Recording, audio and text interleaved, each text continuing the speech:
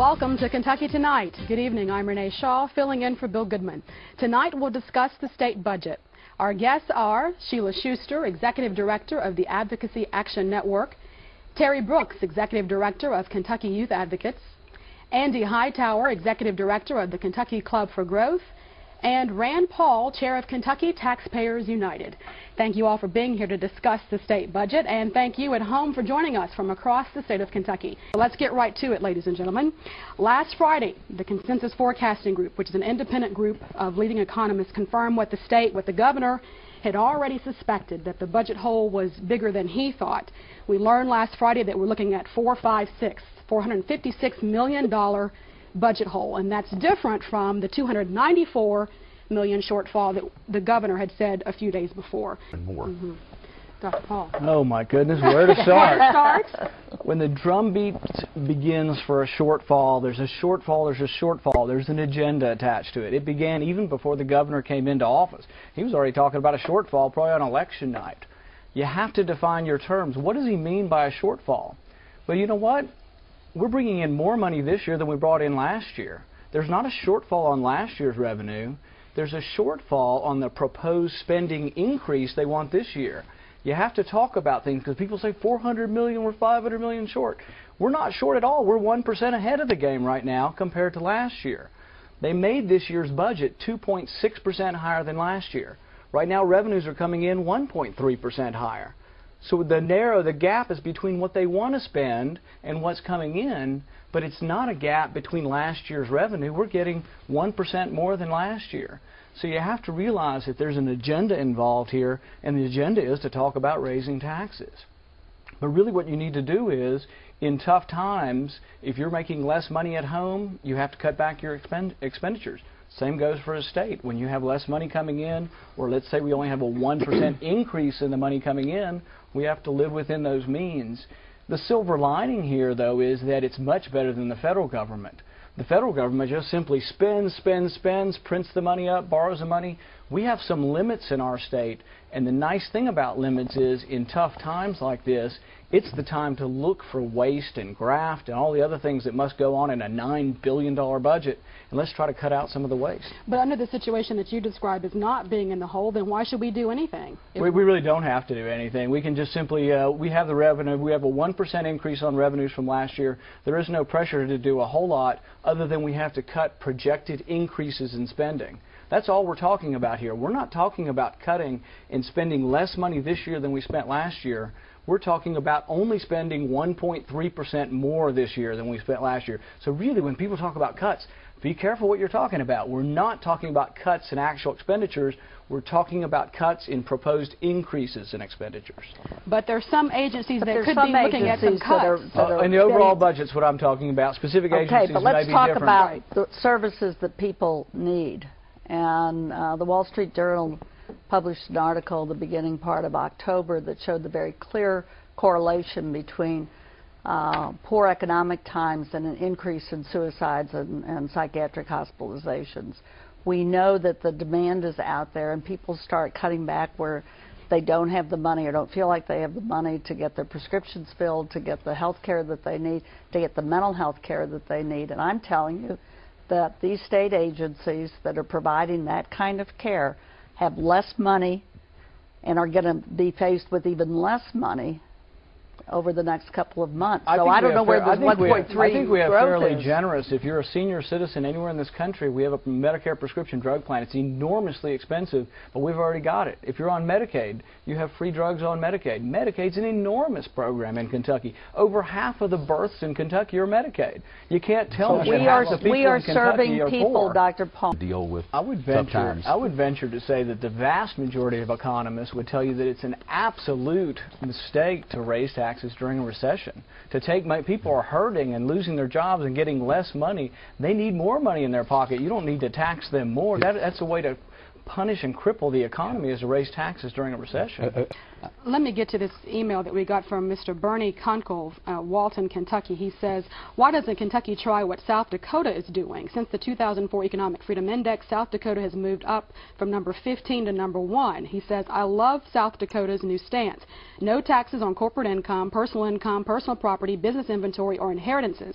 In fact, the Small Business Survival Foundation declares South Dakota to have the best business climate in the nation for entrepreneurs. He says, let's do what the winners do and win, and avoid doing what the losers do and lose. Well, so, particularly, and look at our neighbors. Look at Tennessee with no income tax. We're competing against a low-tax state next to us. And but their sales tax is also 9 3/4. Yeah, no, but I think the income tax makes a big difference when you're bringing in a business and you're going to have new executives in a business. That having no income tax is a big selling point. I think it's at a state-level earned income tax credit. And what that does is just the opposite. It's actually removing taxes from low-income working folks. And we've You're tried talking that about in the another welfare program? They've nationally, an idea that was conceived by Richard Nixon, championed by Ronald Reagan and Bill Clinton, has been shown to make sure that it's the most effective anti-poverty strategy. It's making sure that folks get refunds on their taxes. And we know that that money, when it goes to low-income working folks, surprisingly, they put it in neither their accounts in Switzerland or offshore. They spend it right in the communities where they live and work. So there's one that instead of raising taxes, if your goal is redistribution of wealth from those who work to those who don't work, you're right up there, because it's to give people who don't work money that they didn't pay in taxes. That's what it earned. You can be in our country, you can make $30,000 a year and be a single mom with 2 kids, and you get $4,000 back you didn't pay in. You get given welfare, basically. That's not what. That's what the earned income tax credit is. But if you really want to avoid the entire problem of corporations avoiding the corporate income tax, a good way to approach it is the way South Dakota, right? Has eliminate income taxes. Question for Dr. Sheila Schuster and Dr. Terry Brooks. No matter how much we pay in taxes and no matter how much tax money is spent on social services, you never think it's enough. This is coming from Teresa Camerano in Louisville, Kentucky. She says, what total percentage of income do you think should reasonably go to taxes, federal, state, and local, and what percentage, if any, do you think we should be able to keep for ourselves? I'd like to chime in because I never heard a number there. You know, that sounds sort of undefined and kind of wishy-washy. I'm going to say the church never asked for more than 10%. I think there's no reason why we should have a higher than a 10% income tax federally. And if we have to have an income tax, and I would say locally, we could have no income tax and have about a 10% sales tax. And you think that would adequately fund the programs that we need? We could have no income tax and a 5% sales tax. That's, if you expand what it covers. I mean, you have to look at the numbers and crunch the numbers, but I like a sales tax better than an income tax. But I think the discussion should be on not just raising taxes. There should be some alternatives out there that might actually lower the tax. Well, I'd like to go back to an issue about the tobacco tax, though. Under national I personally think we ought to have a morally neutral tax code, and I don't think we should punish people for their behavior because, you know, personally, I think overeating's worse than smoking. And you know, if you really want to go after some bad people, let's go after those people eating fast food. Why don't we get some smoking cessation program? We could decide also whether or not our priority is education or it's funding the union. You know, the prevailing wage, Senator Thayer has introduced getting rid of prevailing wage. He says it would save $130 million on building schools. So what's our priority? You know, pandering to the union or building schools?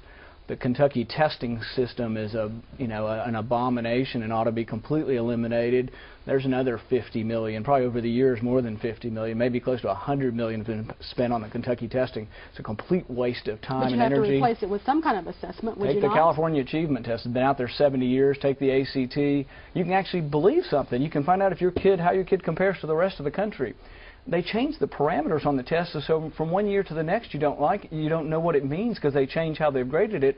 The other thing is it's an interesting coalition. Here I am from the conservative right wing of whatever the right wing is, and then you have the teachers union, which are not usually thought of as being that conservative. They're sick and tired of No Child Left Behind, the federal testing, then they've got the Kentucky testing.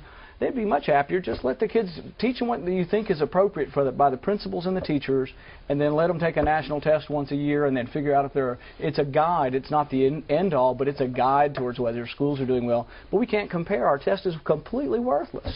Let's talk about higher ed for just a moment. We got an email from Rick Taylor in Louisville. He said, if the country's economy is moving towards a knowledge-based economy, how much more backwards thinking is cutting higher education? Kentucky is already in the bottom 10% of college-educated states. Don't you think cutting higher education will hamstring and harm the economy for Kentucky for years, if not decades to come? And it may not always be as simple as more money means you're for education and less money means you're against education, because nobody's probably talking about zero money. We're talking about more or less of 13% of the budget. But it's also important to look at like some failed systems around the country. In Washington, D.C., they're failing. Our next president won't send his kids to school in Washington, D.C., but they spend $13,000 per pupil, more than any other school system in the country, but they're still failing. So it's more complicated than just money. Something else is going on, and it may not even be all government can fix, but it's not just money. So just giving more money to the colleges is not always just going to make education better. And I would just reinforce your idea that I think that maybe not everybody does need a college degree, and we've overemphasized that. So we have a lot of people getting college degrees who never do anything with them, whereas some of the more practical things, technical college and things like that, should not be looked down upon. I think should be encouraged. This coming from Jason Snell, Cold Spring in Campbell County. The strategy